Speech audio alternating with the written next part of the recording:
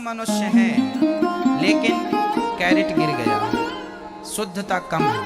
यदि वो शुद्धता, राजा हरिश्चंद्र मर गए, बिक गए, पत्नी बाजार में बिक गई, बेटा बाजार में बिक गया, क्या उस स्थिति में भी राजा हरिश्चंद्र ने क्या धर्म को छोड़ा? क्या सत्य को छोड़ा?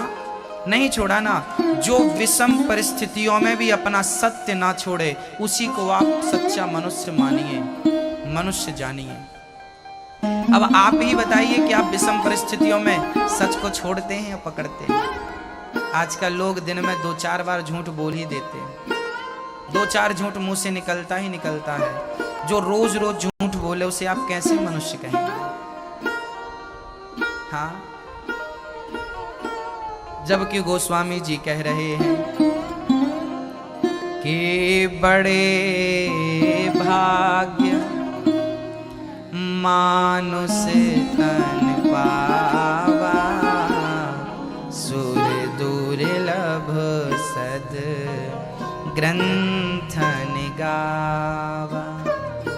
बड़े भाग्य से मनुष्य का देह मिला है, बड़े भाग्य से ये तन मिला है। इस तन से सच बोल लीजिए। राजा हरिश्चंद्र के बारे में आप लोग जानते हैं कि नहीं? कौन कौन जानता है? हाथ उठाओ। जो जानते हैं वो हाथ उठाएं, जो नहीं जानते उनको हम बताएंगे।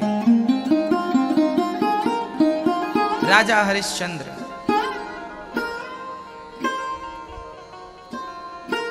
राजा हरिश्चंद्र एक बहुत बड़े राजा थे। उनकी पत्नी का नाम था तारा, उनके पुत्र का नाम था रोहित। धर्म का बड़ा ख्याल था, कभी वो असत्य नहीं बोला करते थे। राजा हरिश्चंद्र सत्यवादी राजा थे,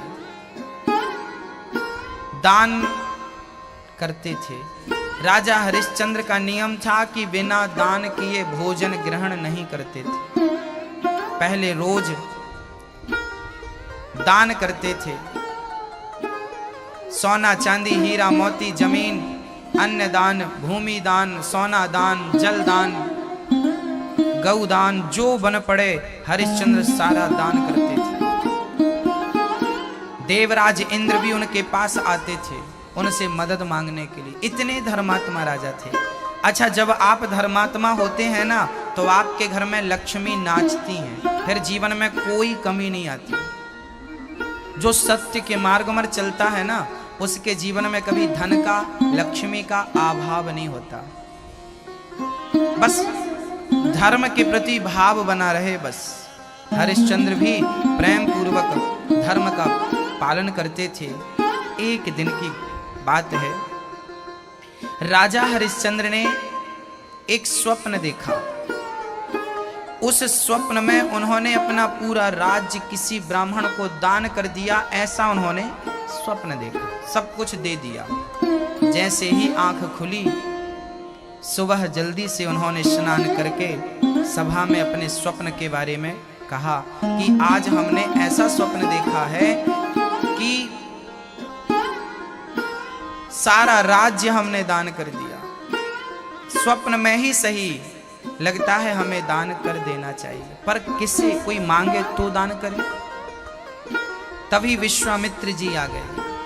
विश्वामित्र जी के चरण धोकर हरिश्चंद्र ने भोजन कराया और कहा, महाराज, आज मैंने स्वप्न में पूरा राज्य दान किया है। आज मैं अपना पूरा राज्य आपके श्री चरणों में समर्पित कर रहा हूं, क्या आप स्वीकार करेंगे?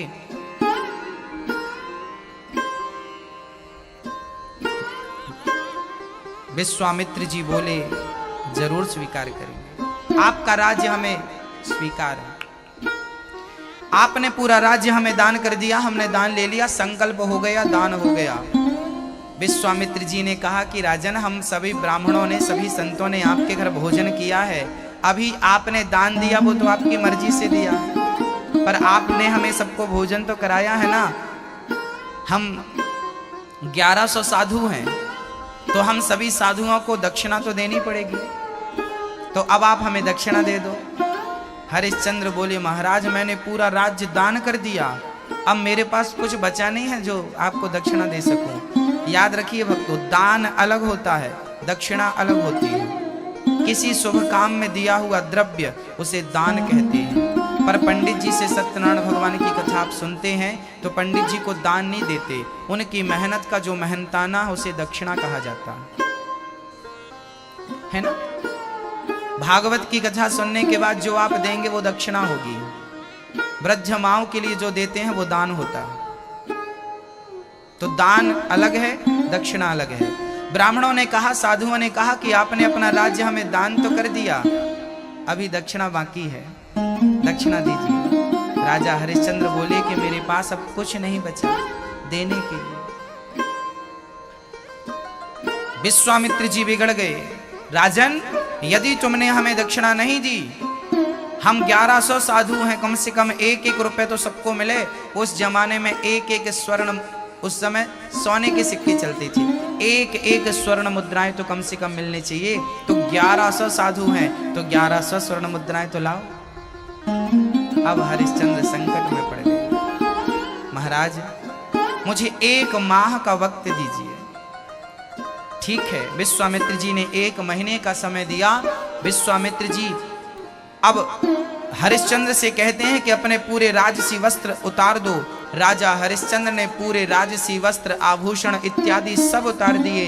पत्नी और बेटा रोहित ने भी सारे आभूषण उतार दिए और सिंपल से साधारण से वस्त्र पहनकर नगर से निकल पड़े।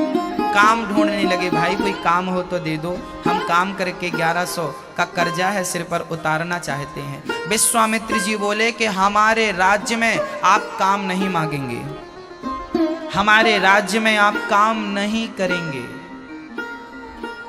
तब हरिश्चंद्र काशी आ गए, क्योंकि काशी शंकर जी की नगरी, वो किसी के राज्य में नहीं आती, कहते हैं वो शिव की नगरी है।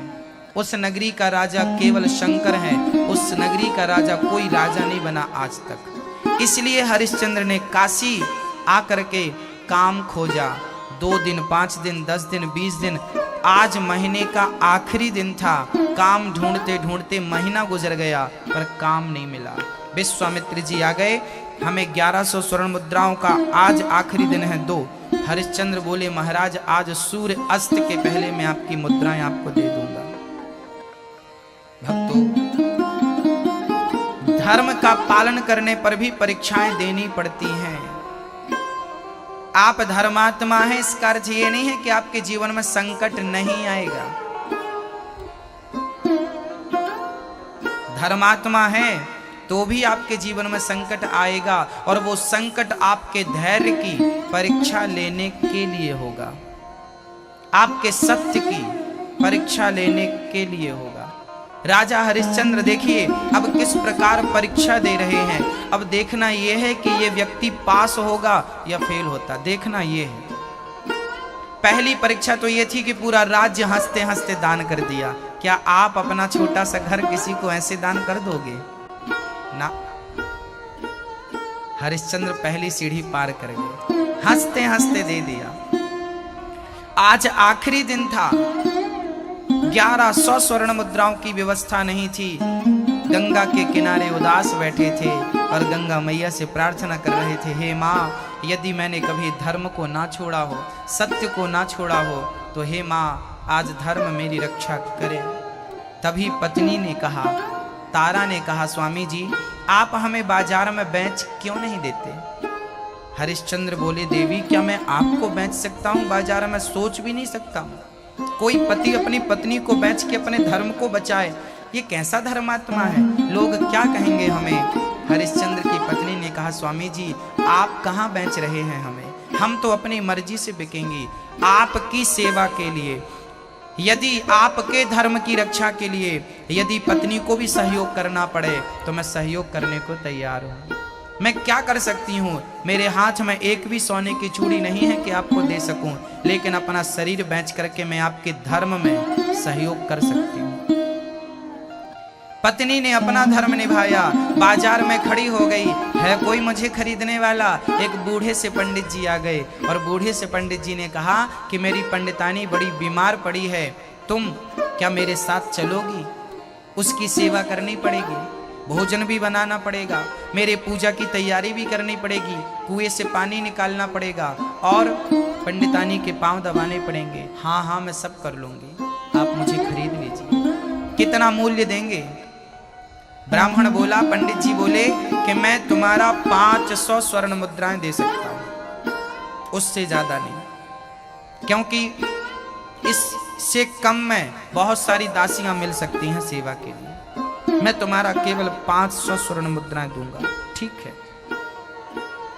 हरिश्चंद्र की पत्नी तारा ने वो 500 स्वर्ण मुद्राएं ली और पूरी की पूरी स्वर्ण मुद्राएं हरिश्चंद्र के चरणों में डाल दिया। स्वामी जी, पत्नी जितना कर सकती थी अपने पति के लिए उतना मैंने किया। आपके धर्म के लिए, आपकी सेवा के लिए मुझे बिकना पड़ा तो मैं बिक गई।